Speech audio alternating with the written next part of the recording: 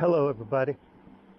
Do you think the United States of America is going to be able to secure enough oil resources and mineral resources in its sphere of influence, which is the whole wide world, but particularly in Canada, Mexico, and South America, to successfully win World War III, if that's even possible? So that's it. I'm riding. I'm overdressed again. It's 13 degrees. It's going to be 14 degrees. It's really warm in the sun. And yeah, they well, you know, you sanction countries for a long time and weaken the heck out of them and make people miserable and make them want to walk all the way to your country to illegally immigrate to your country. And then when they're weak enough, you do whatever you want, you know. That's always been the methodology of the United States since its founding. But, you know, it hasn't changed much. Gunboat diplomacy, or just basically colonialism at the point of a gun. And, you know, it's good. It's good for people if Americans and Canadians and Europeans can buy cheap gasoline and, you know, have a wonderful time doing what they do, enjoying their products and services and buying a new iPhone. You know, when you get a computer, don't just buy a MacBook Air. Get the thing that says you want to upgrade every 2 years. It's a good deal. You can just keep upgrading. Send your old one in to be refurbished and sold. And get your new Samsung when all the new bells and whistles come out, because God knows you need it. There's no way you could survive without it. And, you know, most of the world is survivors, people who are surviving, kids who have to work for $1 a day and get fed a piece of wet bread to mine cobalt and lithium in Congo or wherever. It's always been like that. How many trillions of dollars did the British Empire loot? And of course, baby boomers' mythology and belief system says that we brought all this progress and great stuff to the world that we're choking on right now, by the way. And so it was all good, you know, I mean, had to be done. Somebody's gonna do it. Thousands of years of history bear that out. Have to be a Mersheimer, John Mersheimer realist. You know, geopolitics, baby, it's a rough bit of business. Somebody's gotta do it, or you're not gonna fill all the shelves at Walmart. You know, John Wayne goes in, kill all the savages and give the kids a candy bar. At least one. And it's weird, you know. Who knows what's going on in Venezuela, except that obviously it's been planned on and worked on for years. It's kind of like what goes on everywhere. But yeah, so they figured it out. Look at this guy. He's a beautiful dog. Just as long as he's not a dog that chases. No, he's interested in something else.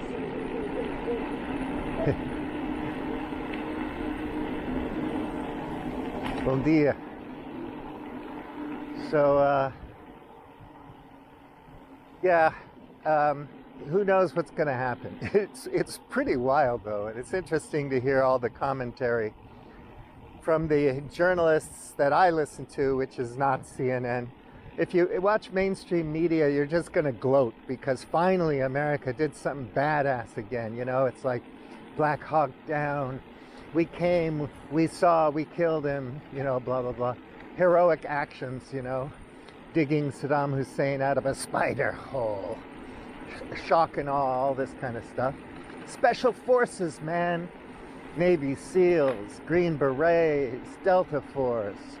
It's all highly macho and cool. Some people call it toxic masculinity, but you know, they're doing their duty.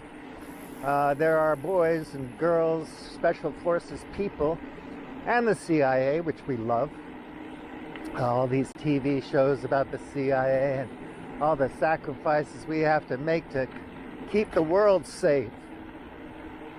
Because God knows it's working, because every day you wake up and the world just seems so much more safe. And the kids more optimistic, you know? It's like the poly-crisis, the meta-crisis. You call it the poly-crisis, I call it the meta-crisis. You call it the poly-crisis, I call it the meta-crisis, poly-crisis. Let's call the whole thing off. That's where we're at. I have to giggle and laugh like an idiot asshole, like all the other LARPing resistors do. You know, they're in the resistance, and we all talk about, you know, dialectical materialism or whatever the heck. And we're so excited that we know something like Jevons paradox. Well, I know what that is. I'm so smart. You know, thermodynamics. Oh, a wee little bit of biology. Crick. What's this thing about DNA and crick?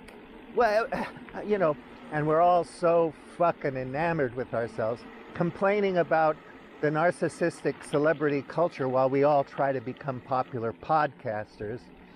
We're all narcissists, it seems like. I mean, you're either a survivor or a narcissist in celebrity culture. And the survivors have to survive, and the narcissists have to get attention. And we're taught how to get attention. And it doesn't matter if you're from the ghetto or from, you know, Beverly Hills, wherever you live, doesn't matter. You will be sucked into the market of the spectacle, and you will shop, and you will don the garb, and you will be cool, and if you can, you'll have a lowrider and a Ferrari, you know, and a Lexus, because you're cool. You're a real fucking cool guy. I don't know about this Don Rubio rogue doctrine. They're going to take over the whole, you know, Western Hemisphere and run it. Because, you know, the United States, it runs everything really well. Just look at the stock market. Come on. You know all the companies are run well and they're all making money off of really brilliant goods and services. You can't wait to get a new contract with Verizon, or, you know, to figure out how you're going to pay your private medical insurance. It's all so exciting. You know, it's really exciting. And for most American people who make a living, they're happy. What's the problem? Growth, economic growth, and the stock market goes up. It doesn't matter if it's a circular clusterfuck between Nvidia and Oracle and whatever, you know, it doesn't matter, because data centers, baby, AI. If you buy low and sell high, you're going to be laughing. If you're a kid, you have that extra gig economy job just so you can invest every week in the stock market. And you're smart. And in 20 years, you're going to be so rich, you'll probably have like a luxury condominium in Gaza, overlooking the Mediterranean and a whole bunch of gas wells. Or, more likely, you'll be on a beach in Antarctica, because it's safer down there for some reason. And it's nice weather, very, very mild, very temperate.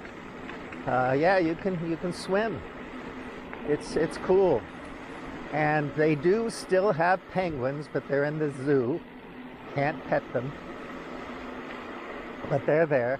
You can take your kids to see them. It's a bright future. Why worry about anything, really? And if you're a boomer, why? You know, we did our best. We did a great job. Why would we care? And we know what we believe in, right?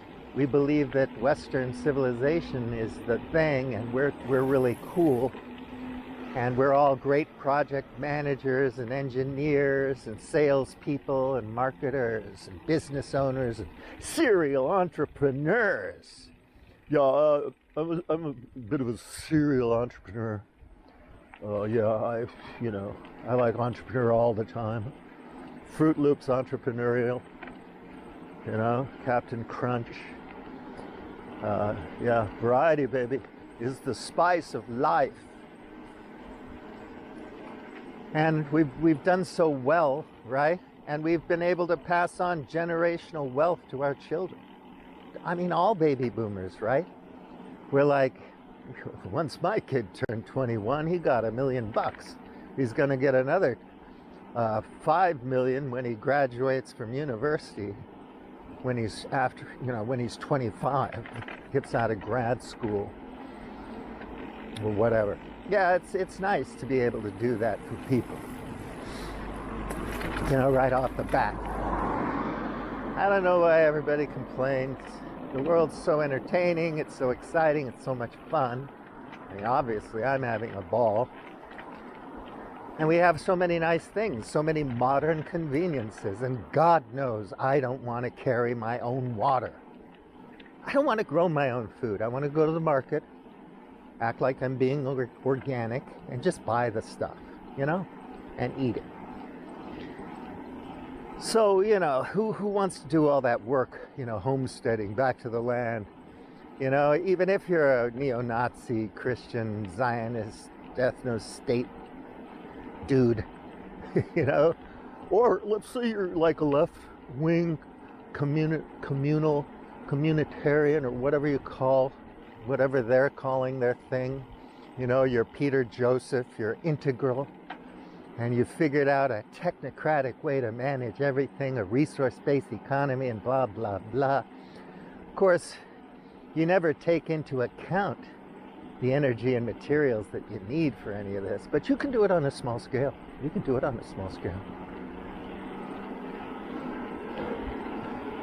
Bom dia. Just like you can, start your own commune or cult on a small scale, and you'll be fine. They always work out. You can see it all around the world. I mean, come on, they never work out, right? Who's going to spend all the time? And you've got code. I mean, Peter's got code. That's so cool. He's got code. Who knows if the AI made the code for him or not? It doesn't matter.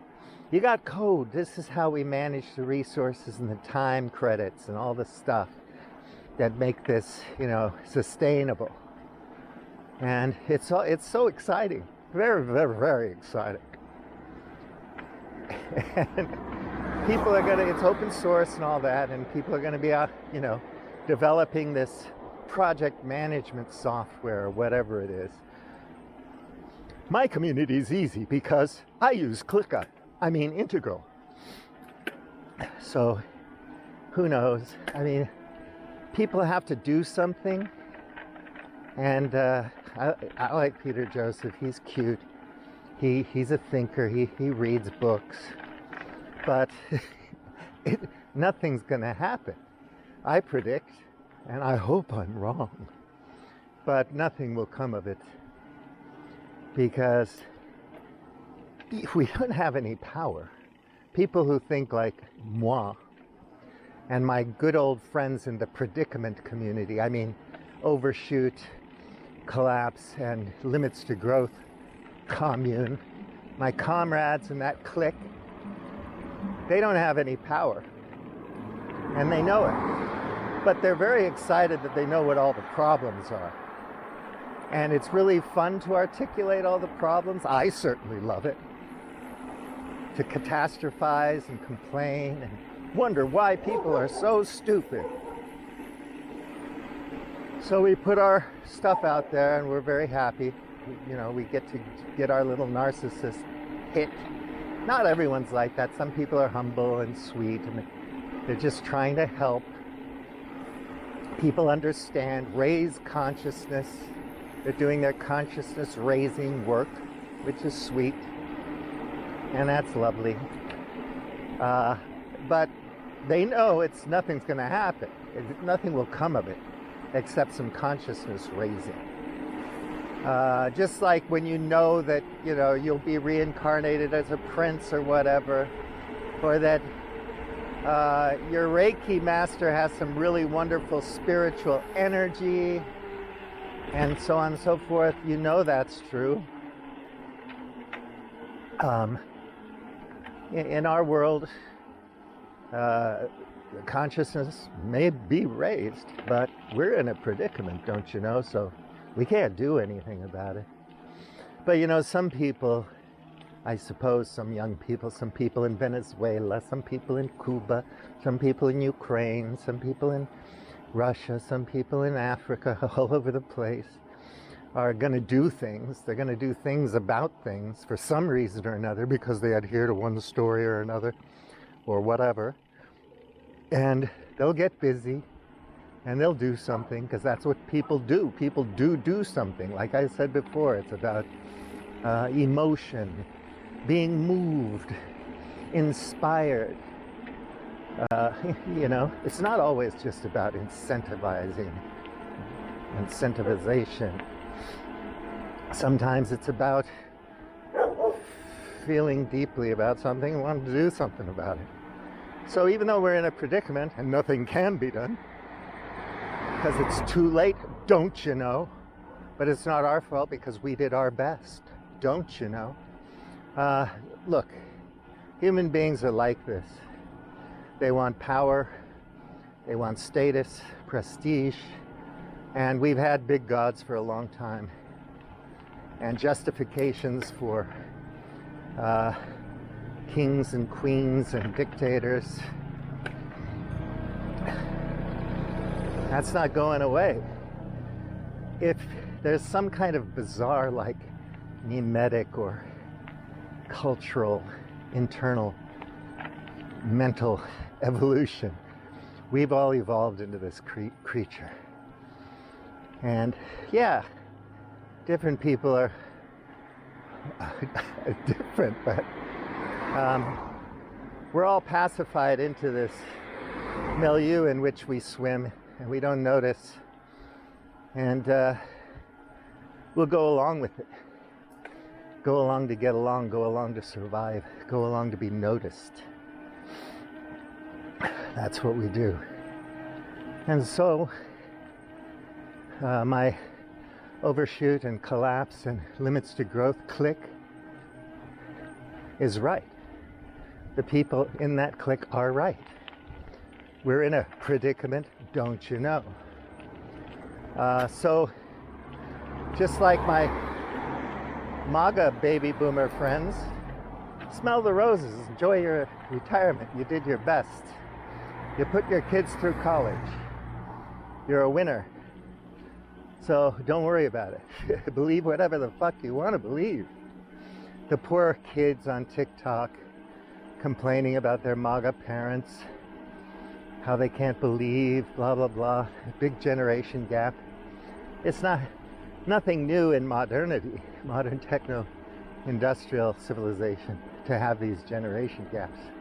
This one is much more absurd and pronounced, I think, than others have been in the past. It's a big jump. The worldview is quite different. I don't know where I'm going. I think in some ways, yeah, I'll go up here. I gotta get my intensity minutes in. So, yeah, this culture, culture gap between the young people and their parents. If you're a parent with some money, I think your kids will be more likely to tolerate whatever you think and believe than if you don't. But survivors are cool too, because they all need each other to survive. So the survivor class, generally, I think, maybe get along better with their families because they need their families. Whereas a wealthier class can just say, thanks for the money, Dad, I'm in New York looking for a job. And you can be proud of your child because they're going to be a suit or whatever. And that's great. So who knows, Venezuela, what the hell's going on? We'll watch it play out in 2026. There's going to be no shortage of drama, grist for the tubes, because we're going to have Somalia, we're going to have Venezuela, Central America, friction with Brazil, crazy absurd antics from Argentina. We're going to have a war in Ukraine. We're going to have the endless crazy strategy of the US trying to own the whole world, the US empire trying to control everything. And who knows if anyone will push back or just go along, you know, because we live in a global capitalist, financialized, well, neoliberal world. Anyone who doesn't want to live by that ideology is crushed, generation after generation. So, I don't know, China, Russia, whatever country, superpower, if you can call them a power at all. And I think Russia has some power. It has the nukes. China has some power, has a big economy in the nukes. But how long will that last? Another 10 years? I think these people have drank a whole lot of their own Kool-Aid and dropped a whole bunch of tabs of therapeutic LSD, and they believe somehow that AI or some technological miracle is going to save the game, and they're going to be able to play. Maybe some are really cynical and think, you know, it's not going to work. The plebs and proles have to go. We need to turn the world into a country club for 0 and 1 monopolists so that they can play. They can do those circle jerk investment scams with their cryptocurrencies and just like pass the resources around from one country club to another.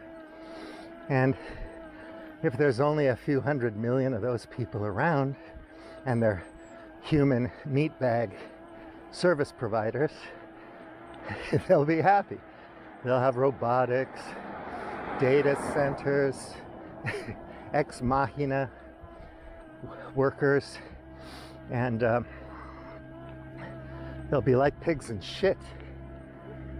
So we know they're going to be fine. They believe that anyway. I think some of them really do.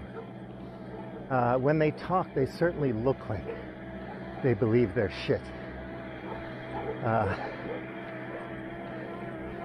You know, I don't know if you can look at Peter Thiel and people like that, Andreessen, and think that they don't believe their shit.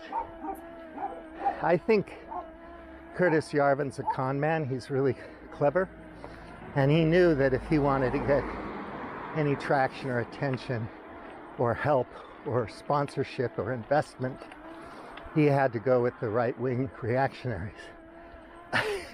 I've seen him wink and nod in person, and you get this look like, oh, it's a weird look. Maybe I'm wrong, but he looks at you with these eyes that are like, oh, you see through this, don't you?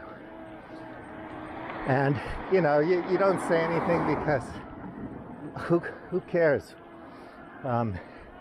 He's definitely good at the con, and he's a nice little vandal, because these other idiots think he's really smart, J.D. Vance and whatnot. They're going to keep the vandalism chugging big time. And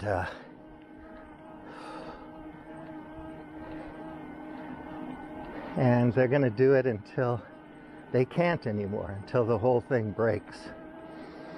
And if we're alive, if I'm alive, or whatever, when it starts to really break, and it'll take a while for it to completely, play itself out. When you look at Roman history, there's so much of it. And you can argue that it was collapsing for hundreds of years. But the Romans didn't have nukes, PFAS, microplastics, other poisons in the environment. They weren't living in a sixth extinction. They didn't have nuclear weapons and other weapons of mass destruction. They hadn't overfished and used too many water resources and whatnot. They didn't have the capacity. Would they have? Had they? Had Jesus or Moses written E equals MC squared on the thing rather than thou shalt not? Maybe they would have, and this whole game would have been up thousands of years ago. But it took a long time for our knowledge and understanding of physics and nature, biology, and so on, chemistry, to emerge.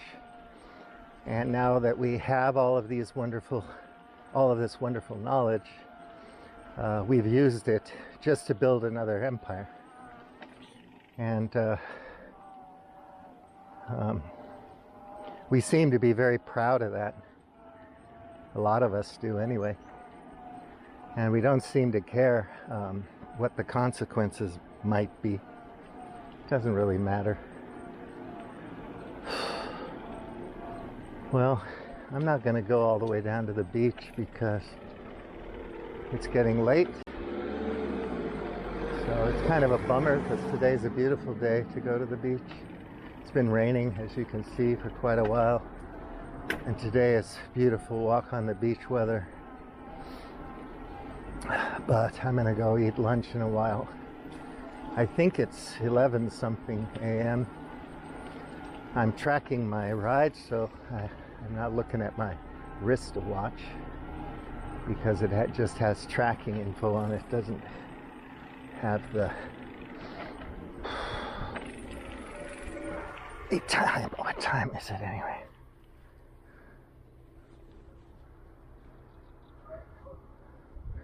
$11:20. Wow. Okie dokie. Oh, yeah, you can't really see the ocean from here, but it's right over there. Oh, wow, what a beautiful day. Jesus. Yeah, so, God, I'm tempted. So, it's going to continue like this. And, I'm getting tired of all of it now because I followed these people and I really read their work. Both the reactionary side and the all kinds of stuff. Communist stuff, so democratic socialist stuff, political, philosophic, scientific, a lot of things. And became familiar with a lot of people's work. And I like these people. I don't begrudge them they're doing their work, but I hate to pick on Chris Hedges, but he's been at this for so long, for decades. And he hasn't had any impact whatsoever on anything. Hopefully he's selling some books, and hopefully he's making a decent living from his work. But other than that, I don't think he's impacted anyone. The few people that listen to him, like myself, we have no power. And we're not going to do anything about anything. I mean, literally, we're not going to do anything about anything. So, Uh, the thing keeps chugging along. I was disillusioned by Obama, I've said it many times before, because of his geopolitical behavior. I think it's grotesque, but that's what Americans is. Uncle Sam is like that. You can call it a mafia state or whatever, it doesn't matter. I call it this thing of ours, but it's a global thing. You know, are there gangsters in Marseille, in Paris, in London? Of course there are. And we're all about the money and the power. And those of us who aren't are the lucky ones. We have a good enough job, we can make a living, and we don't have to worry too much. We can enjoy the fruits of the gangsters. It actually does trickle down. I'm not saying that the woman who owns the catering company that you work for, or the man, is a gangster. But the big corporations that code the capital, that create the laws and the structures and the systems and the institutions, these people are gangsters. And the smoke-filled rooms are just, you know, nothing private anymore. You know? People used to have a sneaking suspicion that those people on Fifth Avenue weren't our kind of people. You can have your gangs of New York. You're just struggling working class. And all the kind of labor that you had. I wonder what's up here. And, you know, import the Irish, import the Chinese, import whoever, the Italians, make them work. They can struggle to get to the top, to become white. And white, as I use it and Indica uses it, is a metaphor for the belief system and the kind of culture that we've developed in the West, whatever the fuck that is. People say, well, it's just, you know, Australia, New Zealand, it's a place where majority white Christian people live and work and create freedom and democracy for the rest of the world. Civilization. It's a civilizing force. We're the good guys. That's what the West is, mister. You're trying a shit ton not to understand that, aren't you? Because our shit doesn't think we're good people. Look around you. When was the last time you were on Ryanair, jetting on to some fun little holiday somewhere for next to nothing, for peanuts? And you're complaining? Hypocrite. Stupid hypocrite. I get it. I understand. Well, I think this doesn't go through, does it? It doesn't. It's an end of the road. Gonna have to go down that hill.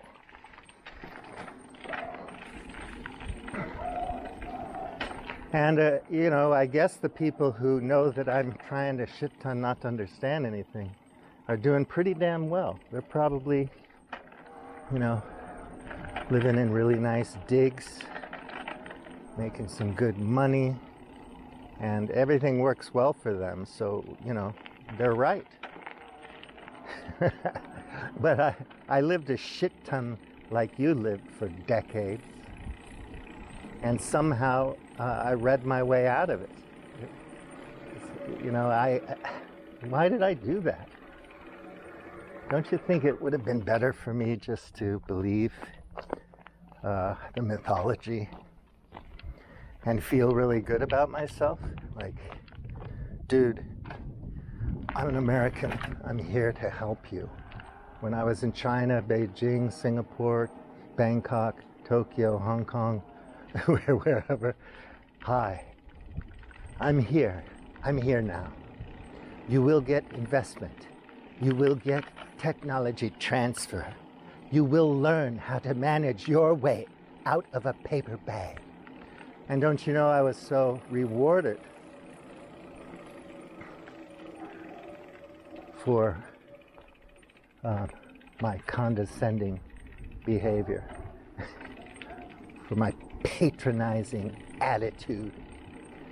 Because people are smart and they know how to get over on people like us, white supremacists.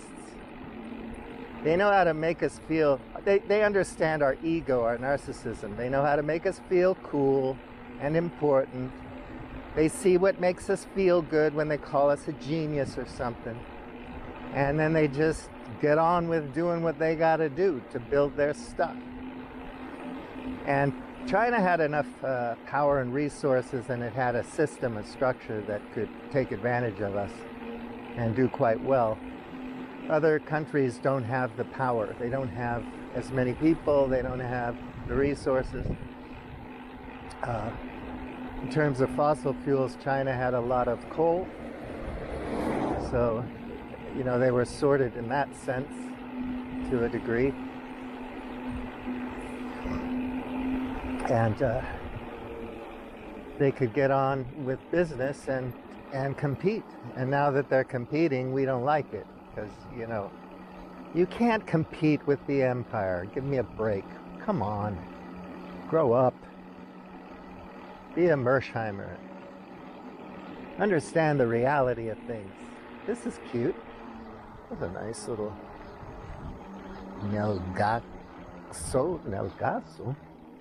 Nelgaso Oliveira Homes.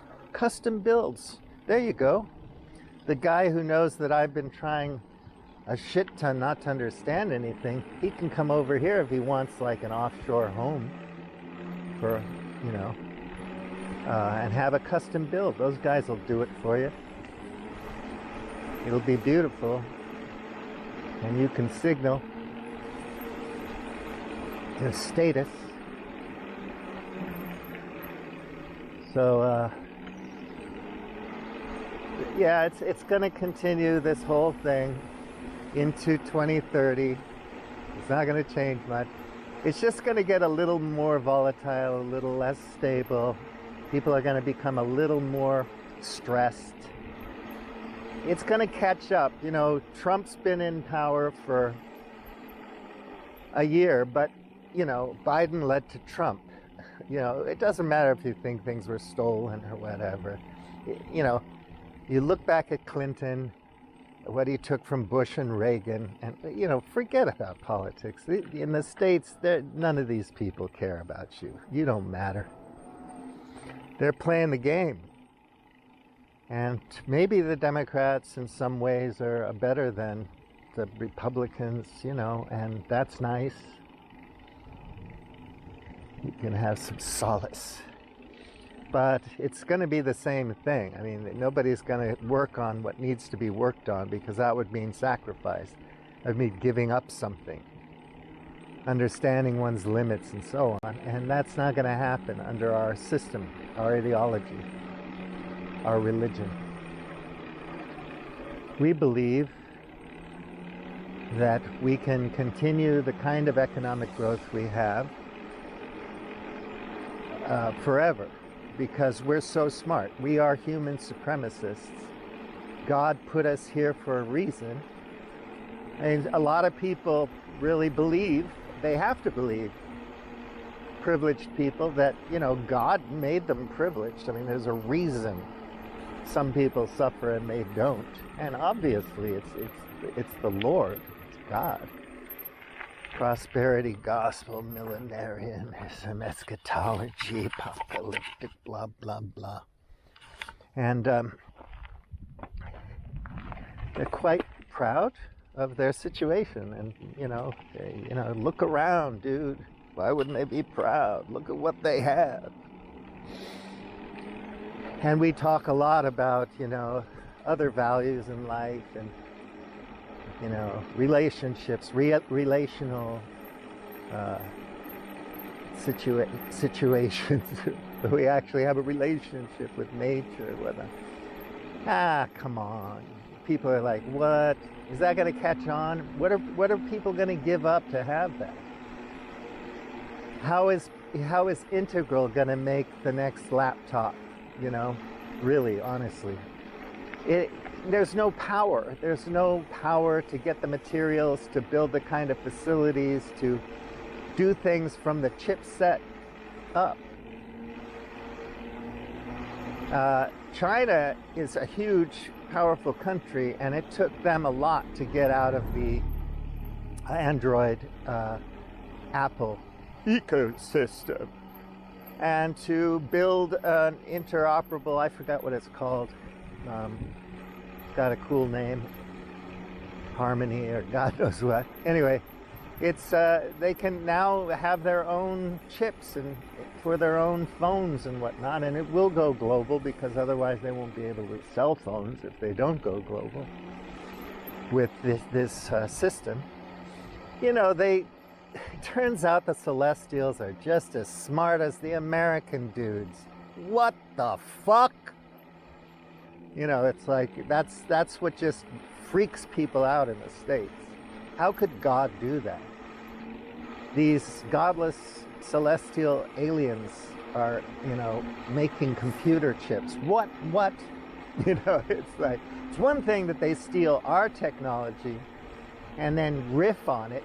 You know, I mean, any monkey could do that. You put enough monkeys in a room with typewriters, and sooner or later they're gonna fucking write Shakespeare.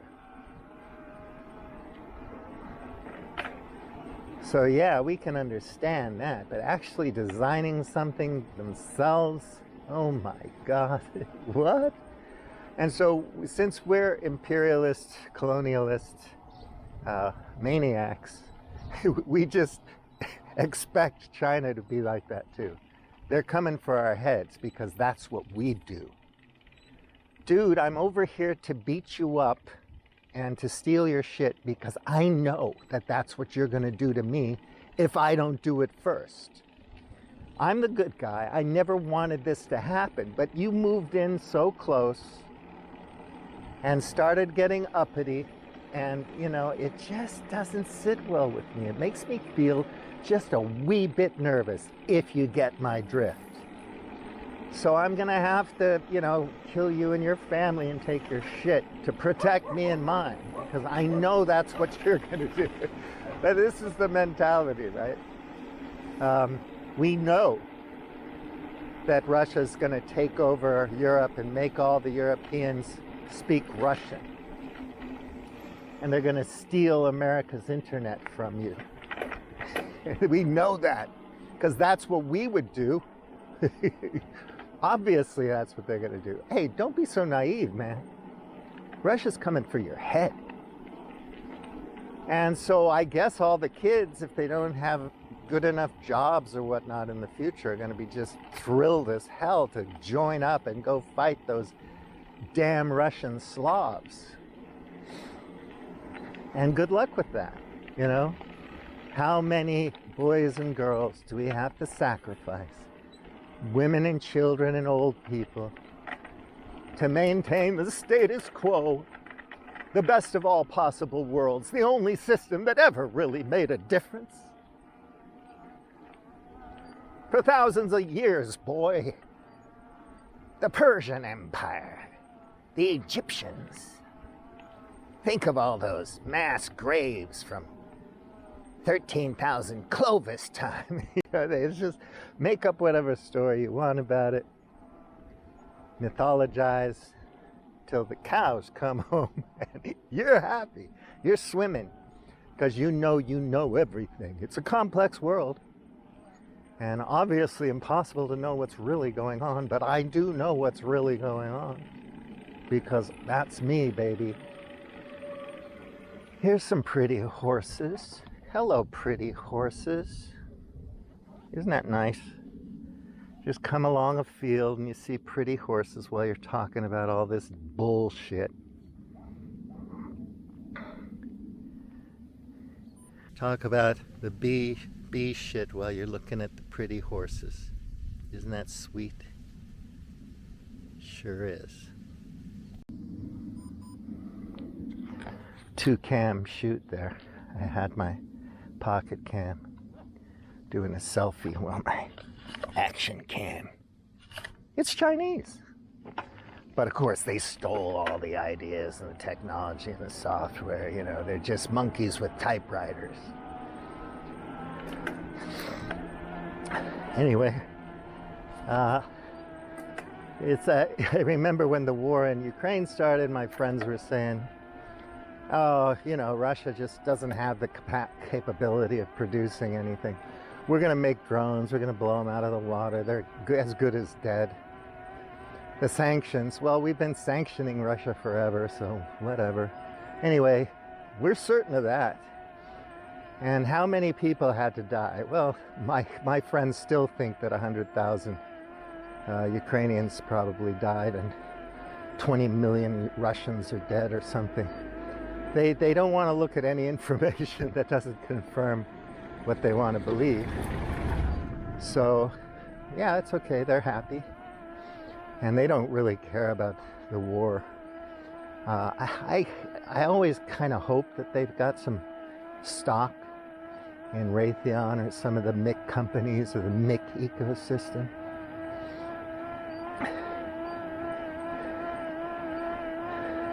Macalonia. This place is getting bigger and bigger every time I come by here. Yoga studio.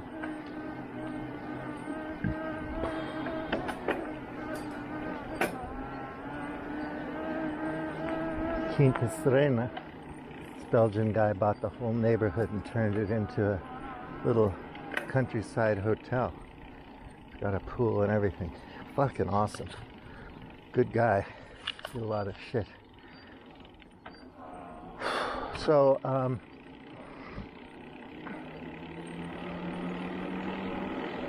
you know, we know, is that cope? Is that hope? Is that wishful thinking? Is that delusional?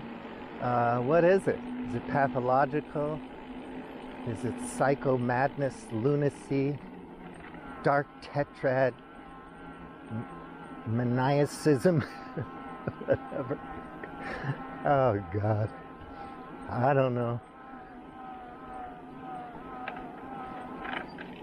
We'll find out, won't we? Because circumstances has a way of just rearing its ugly head day after day after day.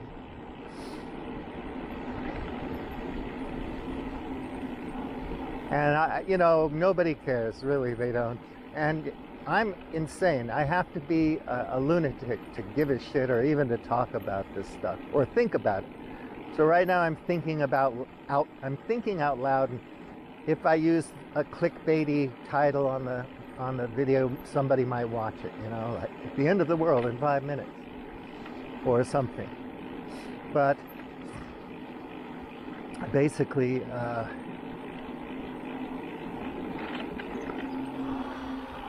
you know, I think about it, I can't help myself, so maybe I do have some pathology or something, because most people don't care at all. And if you go against their story, they just think you're the enemy, basically. It's like, look, it's my story, and I'll believe it if I want to. Don't you come along and be a little spoiler, you stupid idiot. I happen to love my story. I think it's a great story. And it serves me quite well. Thank you. So back off, kid. And stop recommending that I read a book. You stupid, effete, smart-ass prick. And you know, I'm sympathetic, honestly. I keep saying that I'm just going to delete my social media and write books and ride bikes. And just to hell with it, right? Fuck it. I'm old anyway. I'm going to die. Just like all the other assholes are going to die, and all the wonderful, beautiful people are going to die. All that couldn't have happened to a nicer person are going to die. And, you know, friends of mine are dropping off. So it's inevitable. And why don't you just get your Zen Buddhist on? You know, get your Buddhist monk rocking. You know, listen to some Sam Harris mindfulness meditation MP3s. Not only can you be like super white smart and know that we do things for the right reasons, and I didn't mean political right, for the correct, righteous, ethical, moral reasons so that we can all thrive. But I can become like very, very spiritually adept. And, you know, sometimes I think that's probably the best thing, right? If you can't do anything about anything, join the rest of the folks and become a true believer. Start going to church. Start feeling the real historical Jesus, you know, as a mystic. I already know who Jesus is. I'm not going to tell you. It's a mystery. You're not supposed to know. You do the work, you'll know. But, you know, just like go to church. Even though you know the real Jesus, you go to church. Be part of the community. The idolatry. It's amazing. Christmas, they bring a little statue of Jesus out into the main aisleway, and people just line up to kiss that thing. It seems so idolatrous to me, but whatever. You know, you got to get your sectarian beg to differ attitude on and figure it out. Read some books. Watch Jay Dyer for 24 hours.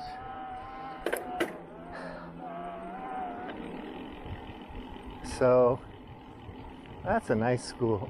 Beautiful building, so well maintained. It's probably a private home.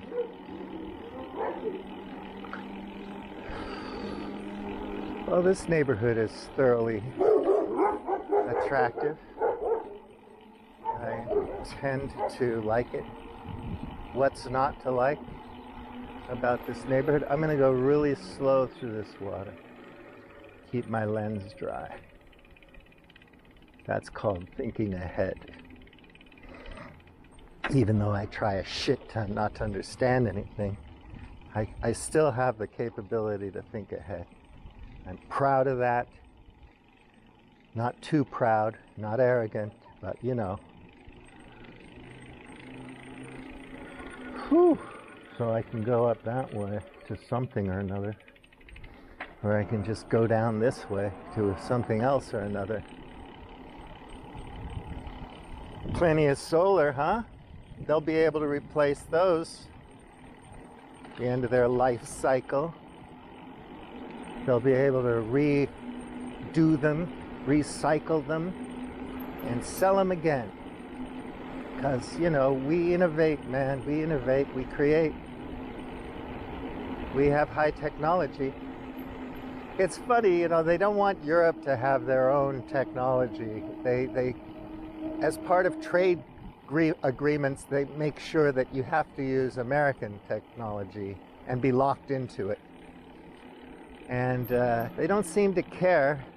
You know, it's like, I wish Europe had its own shit going on. I think it'd be better for its people if it did. But, you know, what are they going to do about Integral? Where are they going to get all the rare earth minerals and everything else that they need to make their little integral smartphones? See, the idea is that we can have a technological modern society. We just have to, you know, structure it better. It has to be a more efficient system, a truly economic system in the true sense of the word. But you're still in the same predicament if you try to do it that way. You're still going to have people fighting over their stuff, and you're still not going to have enough stuff to maintain things unless you degrowth. And that's a thing, you know, I wish people, when they write their white papers, would just say right up front, We have to talk about population, we have to talk about degrowth, we have to talk about consumerism, we have to talk about limited resources, we have to talk about dwindling fossil fuel resources, and you know what the true cost of extracting all this stuff really is. Let's get that out in the open, understand it, go to all the blogs, go read all the smartasses who talk about this 24/7, and the experts from Vaclav Smil to Nate Hagens or whoever, William Rees, all the people who know, the honest sorcerer. But there's so many more. I mean, they're global. Andres Mom, doesn't matter. But we all have to have our hope-cope narrative. But you can state how they view this predicament up front, and then go into here's how I fix it. This is my solution. This is how the system works. This is how we structure the institutions or non-institution. This is how we do the whatever it is you're going to do. And it's the same thing with the communists and the socialists. It's like, well, yeah, it didn't catch on for a long time, really. Even the communists are capitalists now, so there's that. But if Marx was really concerned about the environment and all that, but just didn't live long enough to think it through.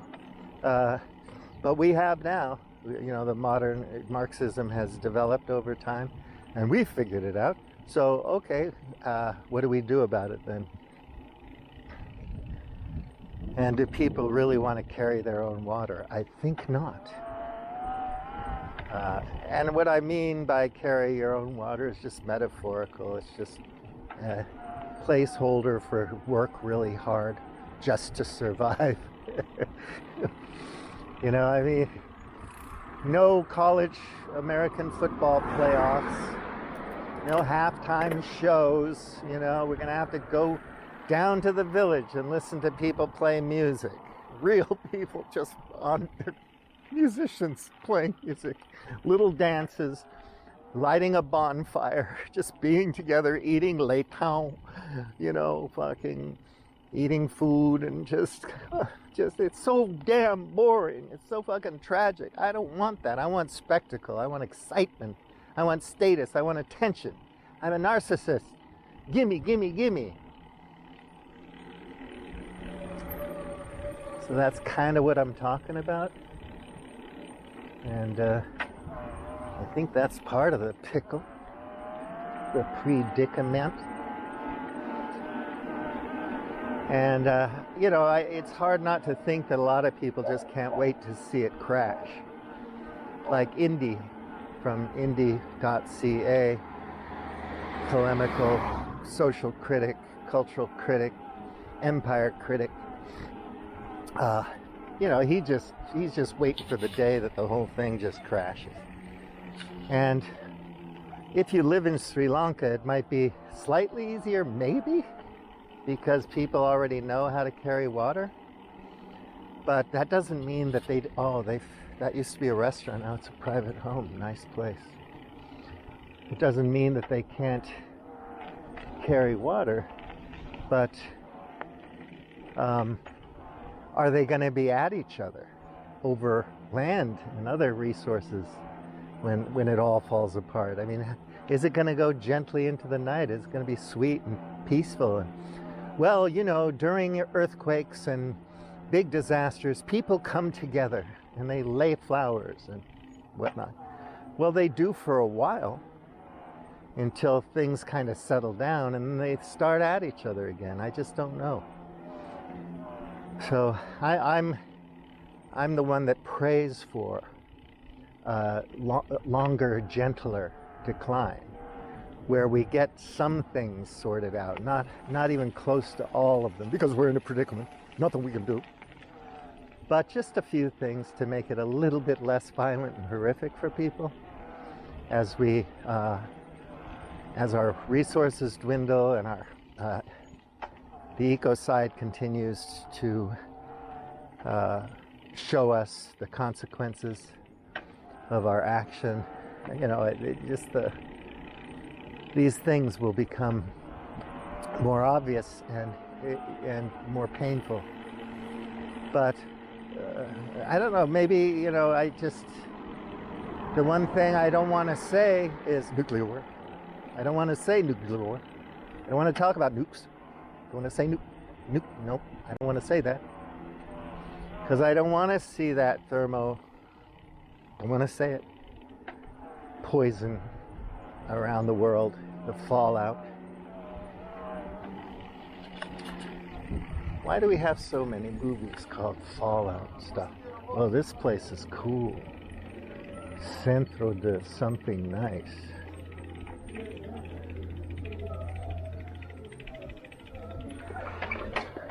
Bar Central Cultura Rec Casal Ramos. They all have these places, every village. They'll have a church like this, and they'll have a Casal Ramos.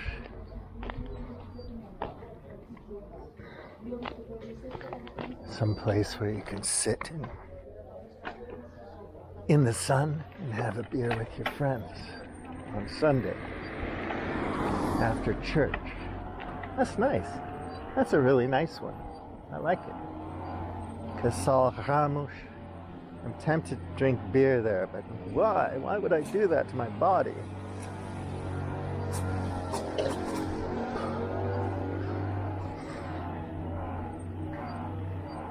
So I don't know. I think this year I just have to stop, honestly.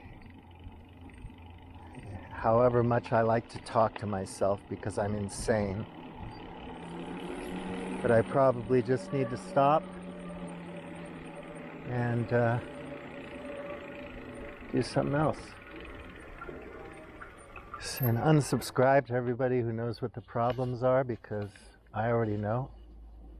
And there's not much more I can learn about it, really. So if people don't want to do anything about the problems, I should probably just let go. It's not going to be easy because I'm an addict. Oh shit, I'm going to go sit down and hang for a bit. Why not? It's hard to explain my taste in Portuguese villages around here, but I like this one. The cafe was really nice, and they have another one here, and a cute little schoolhouse, and another cafe. Doces de Carla. I don't know, man. This place is kind of nice. It's got a good vibe. People are nice. People at the cafe were really nice.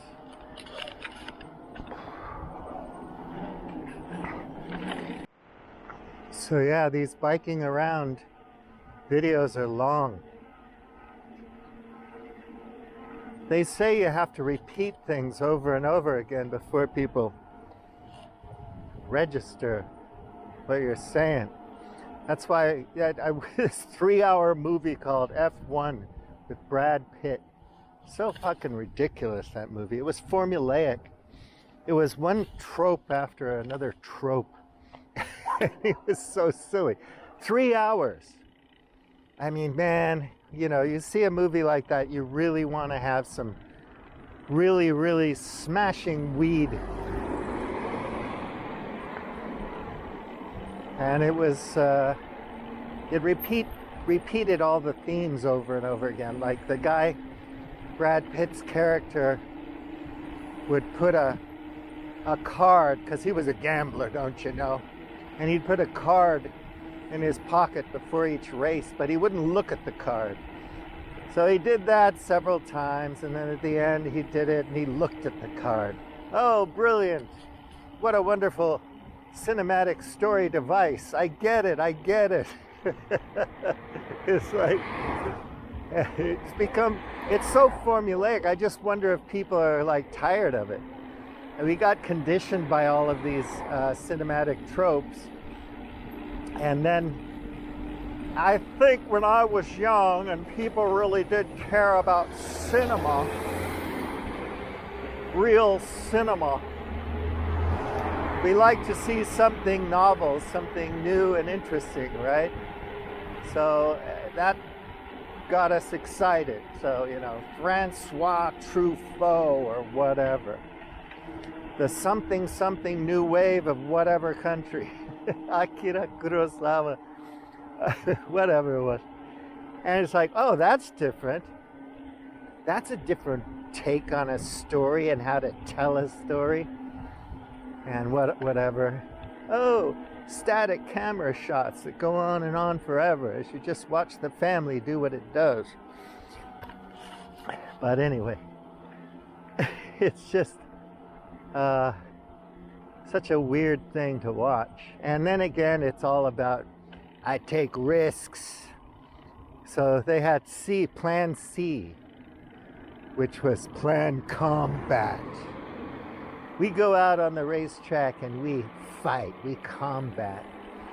They cheat, basically. They commit fouls and everything. I don't know anything about F1 racing, so I don't know if that's just the way it's done, But even the NFL has rules about sportsmanlike conduct, and of course they have rules, but the idea is like, I'll do anything to win, man. Anything. And it's that kind of ethos. I do anything to win, man. And so that's drummed into you for 3 hours. And handsome old man, Brad Pitto. 日本でね、ブラッド・ピットという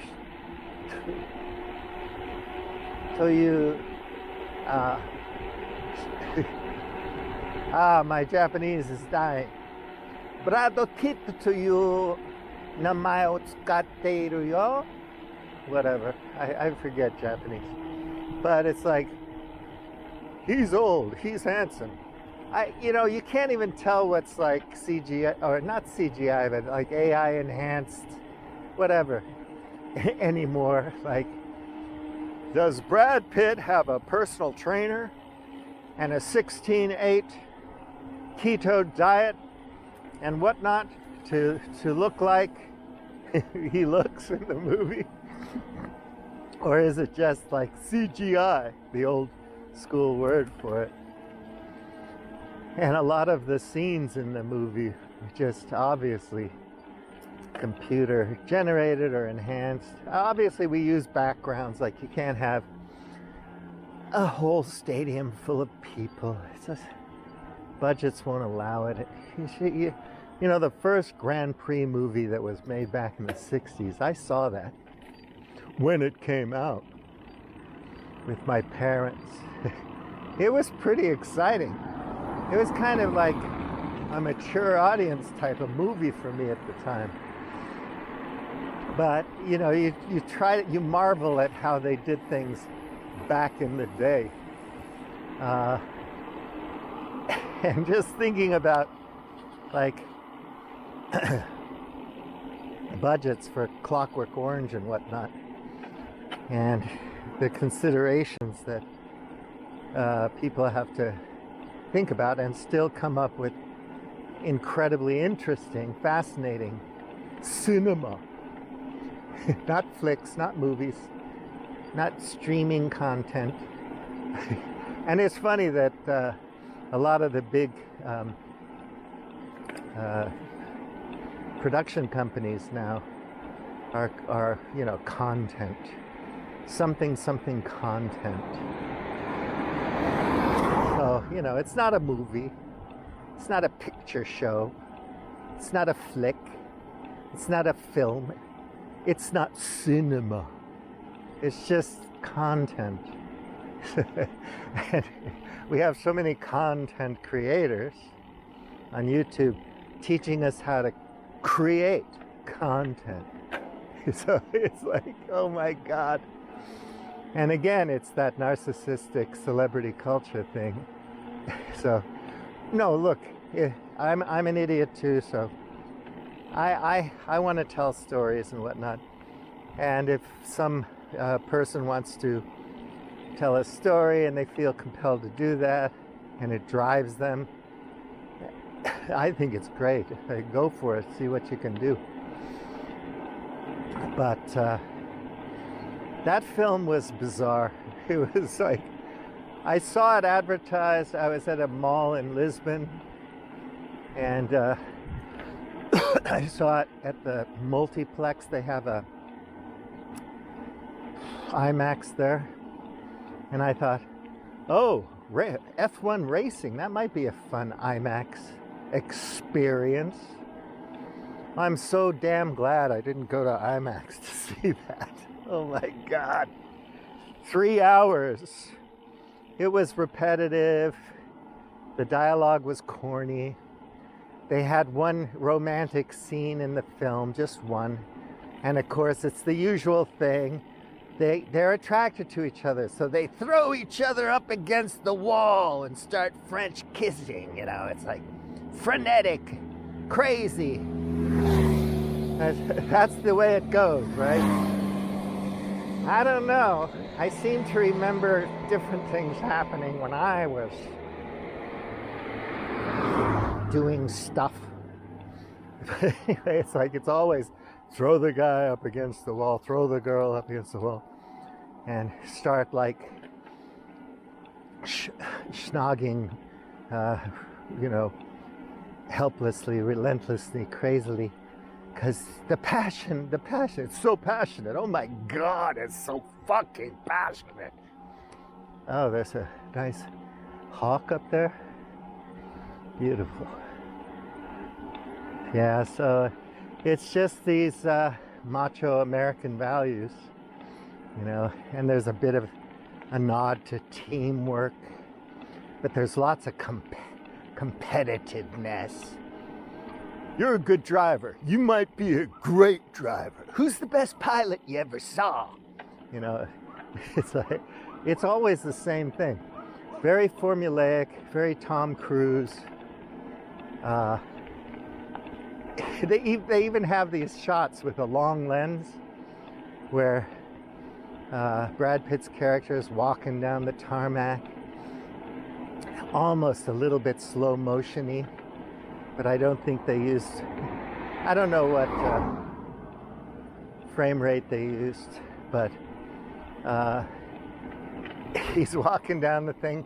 It's a long lens, so you compress the background, and it looks very dramatic, and he's like walking up from a long distance. That classic shot they did with Lawrence of Arabia, which is brilliant. I mean, it's just nothing like that, where you have that landscape and the camel coming up out of the kind of illusion of the heat off the desert, and it's dramatic because something just happened at a well, and it's just so cool. And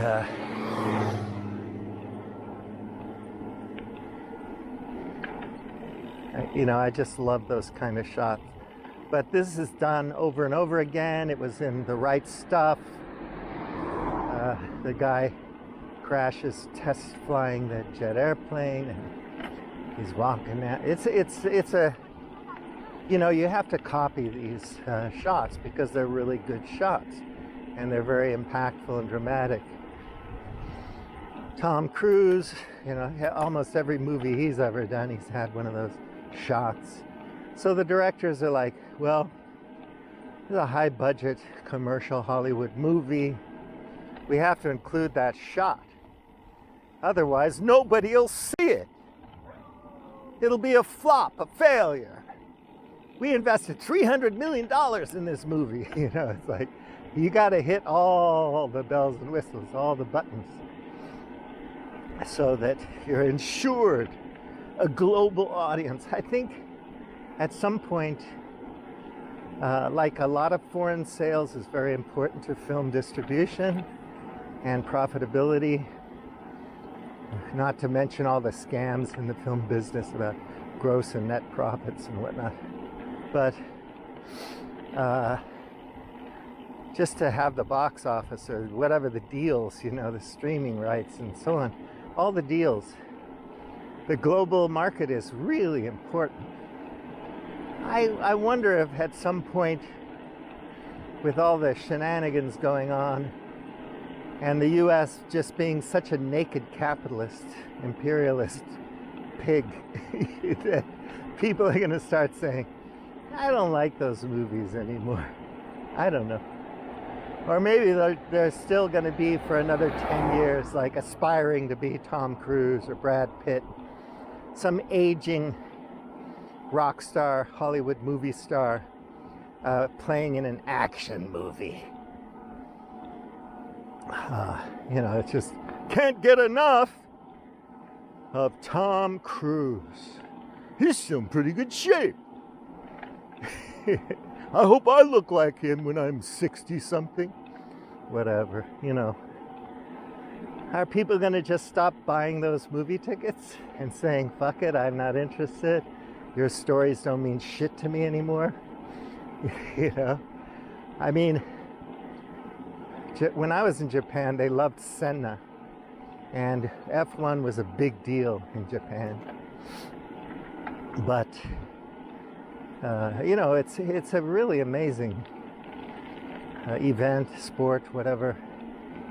But when you think of all of the materials, the computers, the compute, and the data centers and software and all the stuff you need to win a race, and then the business, it's like, I'm going to sell my hard cider because this F1 driver drinks it. It's just such a big deal.